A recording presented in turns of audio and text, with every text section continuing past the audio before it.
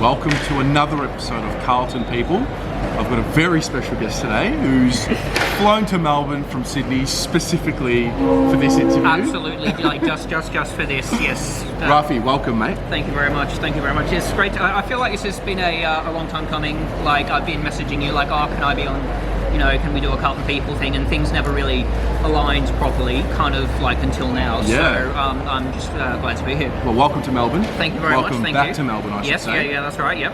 Yeah, so look, give me the rundown, because we've obviously spoken off camera, but give us the rundown of your story, your personal story. Okay. You obviously started in the UK, and let's go from there. So I was born in North London, but moved to Australia when I was a year old. Yeah.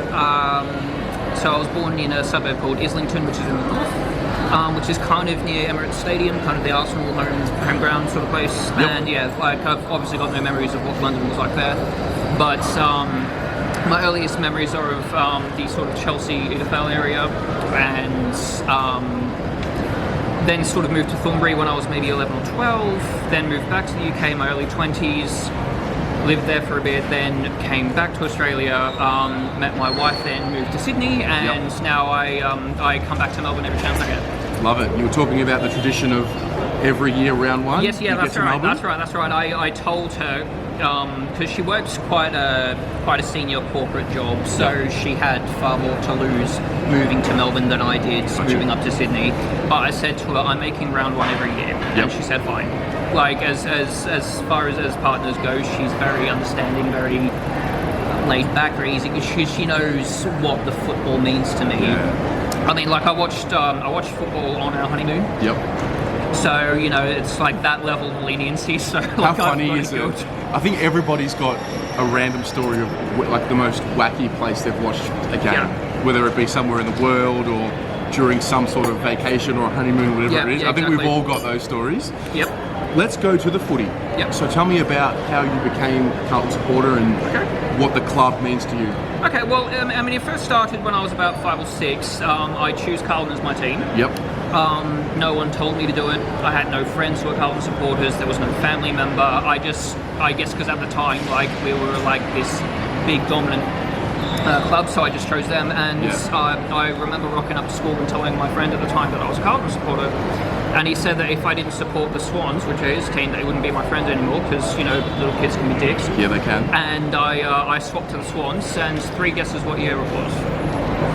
1996. 95. 95, right. So obviously we win the grand final. Like, the Swans were pretty crap at that time, I think. And like, as a kid, I know nothing of football. Yeah. Like, nothing at all. I just want to have friends. Yeah. And like, footy's a good way to sort of meet people and whatever. And like, from that sort of moment on, it was kind of my first lesson in life of, had you just stuck to the choice that you made, it would have worked out. I mean, obviously Carlton fans have suffered enormously sort of post that, but when I came back to Australia and decided to follow football again, I'm someone who's guilty of thinking quite romantically and idealistically about stuff, so my thinking was, just go back to where you started. Yep. So I chose Carlton, and I said to myself, I'm going to support this club no matter what happens, and I'm glad I said that to myself, because we've been through some pretty crap times. Yeah, we certainly have. We certainly absolutely. Have. This is what we think is going to be the uptick, the rise, but we've had to endure quite a lot. Yeah, we have, and it sort of felt like we were just turning this corner, which led to another corner, which led to another corner. Like, it never sort of. You go through the hard times or whatever else, and you hope that it leads to something, but it just seems for the longest time like it just led to like nothing, kind of like that tale of the Jews in the Bible wandering the desert for 40 years. It kind of I mean, very different sort of significance obviously, but it's sort of that idea of just wandering and nothing eventuating, kind of is what it has felt like at times. And do you remember your first game that you went to? First game I went to, because I started supporting Carlton in 2015. Yep, properly? Yeah, properly. Yep. And the question I get asked the most is why. It's a very interesting time to jump on board. It is. The first game I went to properly was round 1 of 2016. Yep. So obviously that saga with Mick Malthouse ended. And we were just kind of like just getting through the season, just kind of like like, let's just finish the season and we'll start again. So Brendan Bolton gets appointed, and there's this real sort of like, oh, he's the Messiah, he's gonna lead us to the land of... We've gone and got the consultants who have chosen the applicants. Exactly. And this is the guy, the school teacher, is going to take us to the promised land. Yeah, to the land of milk and honey, and I mean, I think he sort of had us all fooled at one point. And there were hopeful signs. I mean, to go from a 4-win wooden spoon season up to a 7-win, I think 2016. 2017. Oh yeah, right. And then like sort of 6 wins after that, and then 2018 happens. Yep. And I'd moved to Sydney by that point, so I wasn't in Melbourne, which I'm kind of thankful for, because like this was kind of one of the only jumpers I had. And obviously you wear AFL gear in New South Wales, no one gives a crap. Yep. Alright, but like honestly, like, I mean, there have been tales of people like, you know, getting heckled for wearing Carlton stuff, and it's just like people heckle me wearing Carlton stuff. I don't care. I don't give a crap, but like, if like you sort of have that split second of, oh, hang on, can I actually put this on, is like, it's not that it affects you, but you just can't be stuffed dealing with it. Of course. So 2018 happens. It sure did. And I mean, you can sort of maybe kind of forgive, because we had a lot of injuries. At that significant point, to the significant players. Significant players, and you sort of thought, okay, shit year, but we get the number 1 draft pick, and we draft the absolute freak that is Sam Walsh. We do. And we get it right. Yes, we get it right. We do get it right. We do get it right, because Mitch McGovern was also wanting to come to us at that point, and like idiots on Facebook who were like, oh, let's trade pick 1 to Adelaide and get a whole bunch of picks back for McGovern, and it's just like, no. Yeah. Like, bitch, please, no. Talk to me about being an Interstate member, because obviously you spearhead the Sydney support, or the New South Wales, I should say, New South Wales Carlton supporters fraternity. We're called the Sydney Blues, and we are like an shout out to the Sydney Blues. Yes, absolutely, shameless plug for that group. Yep. We are an official club sanctions supporter group. They help us out with functions. And we, whenever there's not a Sydney game, we gather somewhere called the All Hands Brewing House, which is kind of like Darling Harbour sort of area. Okay. The All Hands Brewing House. Okay. Yeah. Okay. And there's this big, like, there's this projector onto this big screen. We've got this room that, provided that there's not already a function book, the guys just like, yeah, go for it. Yep. Sort of thing. So we're sort of hoping to grow. Members in the Sydney Blues are hoping to get more people. Yep. But it's difficult in New South Wales to generate excitement for AFL, because, like I said, no one gives a rat's. Everyone is rugby league sort of thing. Yep. But also for a really struggling team. As well. It's difficult. I mean, the mood in New South Wales is just basically, oh, how are the Swans doing? Oh, okay. And people kind of move on. Yep. So, look, it's early days where we're going to keep hammering at it, because obviously in New South Wales, like, the thing is with footy in Victoria, it's such a big social thing. Yep. And it's part of our identity. Oh, absolutely it is. And is. to sort of move to a state where that's not there anymore. Yep. It's a bit tricky, because even though it's like an hour and a bit flight away, it's still really different in New South Wales to Melbourne. Obviously, like, the currency's the same, the accent's the same, you know, all the rest of that stuff, but it's still very different. Of course. So we, even if it sort of implodes and turns into nothing, like, I've made good friends with the group, and we'll get together and watch, like, games. At the moment, it's like significant games: Collingwood, Richmond, Essendon, last game of the season, that sort of thing. But all we have to do is just keep turning up. Yeah, that's right. I'm actually going to be coming to Sydney. Round 4. Round 4. So I'll come to the pub. I'll come and check it out. I'll come and do the whole lot. Yeah, and that's going to be great. Yeah, no, I'm looking forward to it. One thing I'm really looking forward to this year is getting to every interstate game and just connecting with all of you and seeing what the vibe's like, and on the inside. Yeah, and that's what kind of like led me to football, because like, I'm the only person in my family who is gay, bisexual, or transgendered. Yep. So growing up kind of in the 90s, AFL really didn't feel like my kind of scene. Got you. I'm not any of those things. Like, I'm straight, I've got a wife, and all the rest of that stuff. But, you know, to hear people like at school or at footy games being like, you kick like a fag, and all the rest of that stuff, I kind of use the metaphor of passive smoking in that you aren't partaking in it yourself, but the toxicity of it still affects you. Yep. So coming back, when like I said, started supporting in 2015, things are a lot more open, things are a lot more accepting. There was a change, wasn't there? There was a huge change. I had a great conversation with David Gould from Carlton Pride. Yeah, that was one of my favourite videos. Same, because obviously for me, I'm a straight male as well, and I didn't know what the concept was of going to the footy and being part of or being someone who was being vilified through these comments passively. Yeah. And to the point where he didn't want to come to the games anymore and that kind of thing. And I'm, yes, we have a long way to go, and yes, we're still getting better and better, and yes, there's still a problem, but I think if we turn the attention to what we haven't done to what we have done to change, I think we've done a really good job as a society to change. Because I think, like you said, there is a long way to go, but the thing is, there's been a change. Yes. And that gives you hope. Yep. But going we'll back, get there. For sure. But like going back to that, like AFL really didn't strike me as a sort of environment for someone like myself. Yep. And socially speaking, I felt very isolated. Yep. I kind of felt like I almost was gay with the fear of who do you trust, who do you confide in, because you had family members. Because like it's everyone. It's like it's my mom, it's my sister, it's my dad. My mom's wife is transgendered, it's like it really didn't feel like a world where you belong. So as a result of that, I felt very socially kind of not very confident. I didn't really have the biggest group of friends. So I lived in the UK for a few years and came back. And when you're away overseas for an extended period of time, you sort of feel like your social circle, like it kind of moves on. Life happens and all the rest of that. So I thought, as a way to sort of, just meet new people, get new friends, I started following the footy again. And I decided to choose Carlton as my team because they were kind of who I first chose when I was a kid, and I thought, let's go back to this. There's your gut feeling. That's right. Don't make that same mistake twice, mate. Yeah, that's right. Although when I was a kid, I switched from Carlton to another team, and then they won the grand final. So who was that team? That was the Swans.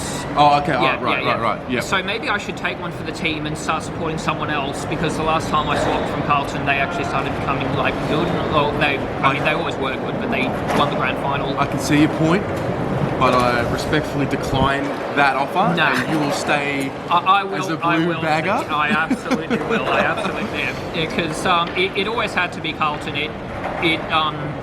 I mean, please don't kill me, but I went to high school in Collingwood, so I briefly considered them. Okay. But it always had to be Carlton because I've always had that nostalgic sense for them, and even though we faced loss after loss after loss after loss, my determination to stick by the group just it got tested, but it never broke. Yeah, of course. Yeah, and we spoke off air about we're so passionate as supporters. It's the beauty and the curse of our club. Oh, it is. Because it really, really is. Because we are so passionate, that in turn is one of the key reasons why the supporters have jumped on as members. Yep. And because we are so passionate, we can sometimes fall into the trap of being toxic during losses, and it's a balance. And there's a lot of unwarranted anger towards players, because although you of course want to see your team do well, no one enjoys losing. At the end of the day, we as supporters haven't really done anything. All we've done is sat our asses on a seat and watched the game. It's the 22 squad that have trained week in, week out, and who therefore go out and play the game. I understand it's their job to win. I understand that they're paid quite handsomely to do it. But at the same time, like, I can be like, oh, what a shit game that player played, all the rest of that. I can't do any better. Yeah, I know. Like, it's almost like the chicken and the egg, though, because you've got supporters who pay a lot of money. Not just in membership, but in merchandise and in flights if they fly. Again, very true. So I it's not that I'm excusing the toxicity, but I sort of get, it's like, is it a players club or is it a fans club? And it's kind of like, without the fans there is no club, but without the players there is no club, without the administrators there is no club. Exactly. So it's like there is no one core base of people or persons who make the club what it is. It is the collective. Exactly. I'm looking forward to this year. I'm going to be going to every game. That's an investment. It is. I want to see a return. You know? Oh, of course. But that doesn't mean that doesn't allow me to have the right to say some of the things that some people decide to say. Yeah, I mean, like on social media, I've seen players referred to as cancer. You know, yeah, it's a bit silly. Just like he's an effing idiot, that and all the rest of that. It's just like, calm down. Yeah, it's a bit silly. But look, there's everyone supports in a different way. Yeah, and that's true. Like again, it's a beauty and a curse. It is. And we're probably just trying to figure out that line as society's standards change and evolve. I think there will be a point where it just sort of levels out, and it'll be the norm for, I would hope, a couple of decades maybe. Oh yeah, for sure. Because I think we are going through a bit of a change. We are now. We are. We're in a 4 or 5 year change of just the way that we hold other people accountable. Yes. And I think that'll level out for the most part. Oh yeah, and like there are like you said, there are changes. Like when that Taylor Harris photo thing happened, and with all those lewd comments, and the crap that Indigenous players still receive, even today. All those comments, and it's really good to see how swift the action is. Where like the big leagues like AFL release statements saying, we banned this person, this is unacceptable. You can't say this sort of thing. Like back in '95, if that sort of thing were to happen, people would just sort of laugh at you for protesting about it and just saying, "Oh, it's only a joke, get over it," sort of thing. But it's really changed for the better, I feel. Yeah. Unfortunately, we live in a time where if you are bringing a new idea or a new concept, there is always going to be a pushback originally. Oh, and you kind of got to fight through that. You've got to get ridiculed a little bit. You're going to get laughed at. You're going to have negative things said about you, and then that turns. Yes, it does. I mean, and I think our club. Sorry to interrupt. No, but I think our club do a really good job.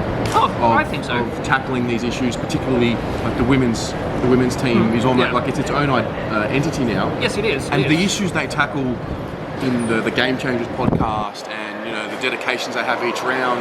At the time of recording this, we're talking about the Carlton Respect game. Exactly. Domestic violence. So I think we should be very proud as a club of how we go about impacting society. For sure. We've spearheaded some good initiatives, and I mean there was this podcast and this sort of like video interview with the women's team with a transgendered member of the Carlton Pride group.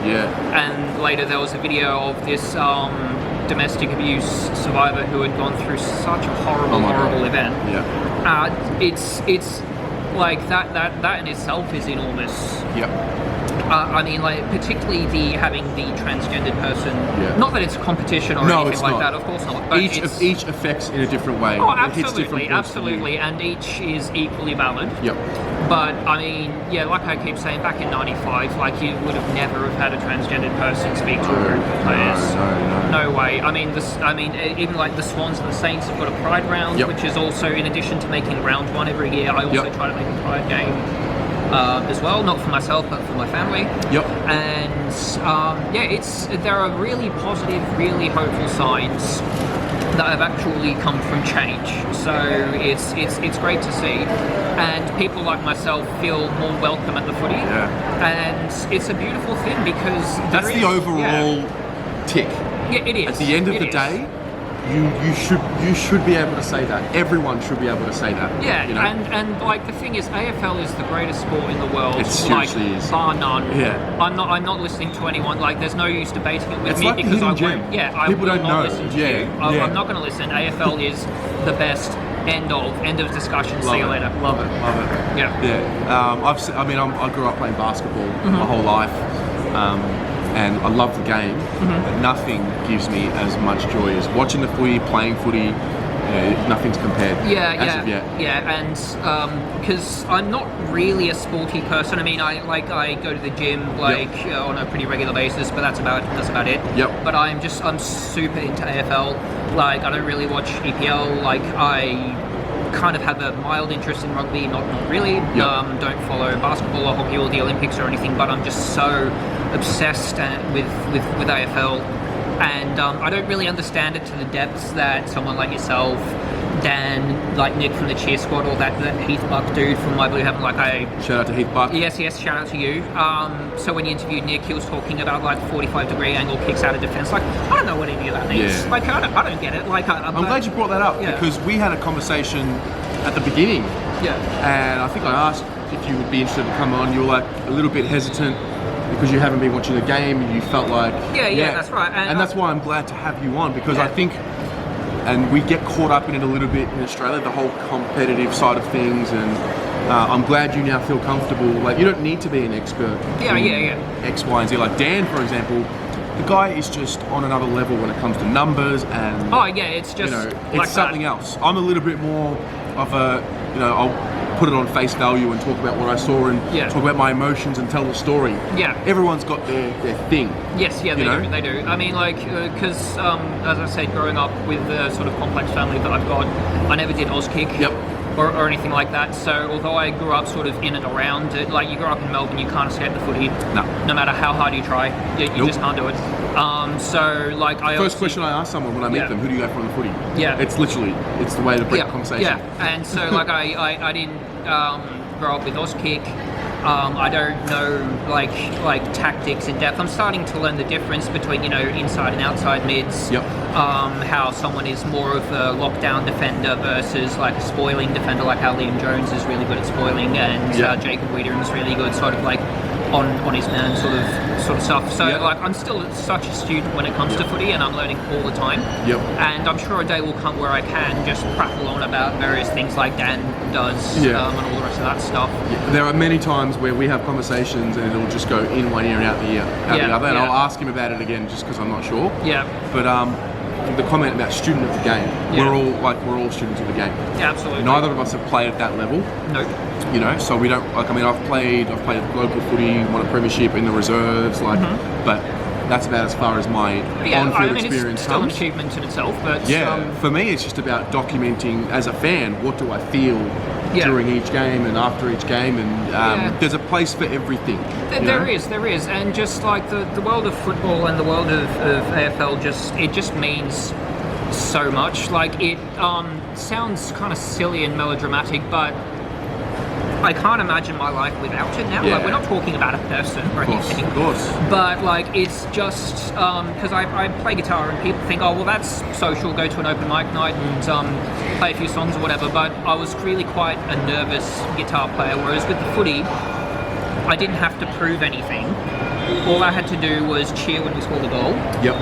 Boo the umpires when the opposition got a free kick, because that was clearly a mistake. Clearly. And it always is. Yeah, always is. And then like sing the song on the few occasions where we did win. So I didn't have to prove anything to anyone. So all I had to do was show up in my Carlton gear and like you're embraced. Mm-hmm. You're one of a group, and I think it's a very human need to be a part of. Absolutely. To be a part of something, whether it's football, organised religion. Yep. We're tribal by nature. Yeah, exactly. So, and it's like footy like gets you through hard times as well. Like when my mother was diagnosed with leukemia, I flew down from Sydney to Melbourne, obviously be with her, and the times where I wasn't in hospital, I came back to Icon Park, which is now one of my most favourite places ever. Unbelievable, isn't it? And to just walk through the doors, to see the Premiership Cups, to see that painting with the Team of the Century, like maybe you see one of the assistant coaches or a player walk around, maybe get some merchandise, walk out to Icon Park to actually see the Oval. It's really uplifting, despite what the win-loss record is on the fields. It's still... That's our club. That's our home. Exactly. And it's very unique in the world to have a professional sporting team like we do, where you can go to your club's headquarters and the administrators, the players will walk past you in the cafe. You can't go to Staples Center in LA and sit in the cafe and have LeBron James walk past. It doesn't happen. No. You can't go to the Emirates. It just doesn't happen. No. And that's where we are so unique. Yes.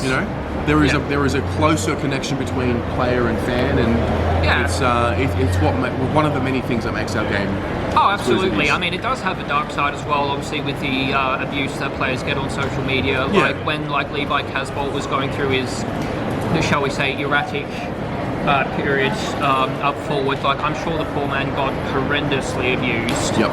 and he's managed to really turn things around. And I'm the biggest sucker for tales of redemption. Yeah, of course. Like your Michael Gibbonses, your Liam Jones, your Levi Casbolts, and all the rest of that. But you need them. You need them at your club. You do, because like nothing is more inspiring than an underdog who then rises through the ranks and makes a name for himself. And speaking of Levi, he's now one of the core pieces in our team when the selection happens for round 1. Yeah, it is. And like, whereas before, like, it was really quite obvious that him and like other players as well were just getting a game because there was no one else. Yep. And we were just kind of counting down the days until we could delist them and get something better in. Yep. But now Levi and like Liam Jones as well. Who would have thought? I certainly didn't. No, I don't think anyone did. I don't think even Liam Jones did. Yeah. Speaking, let's touch on the boys this year. Yeah. So, of the current crop, who's your favourite? Who gives you the most joy? My favourite, absolute favourite of all time is Simo.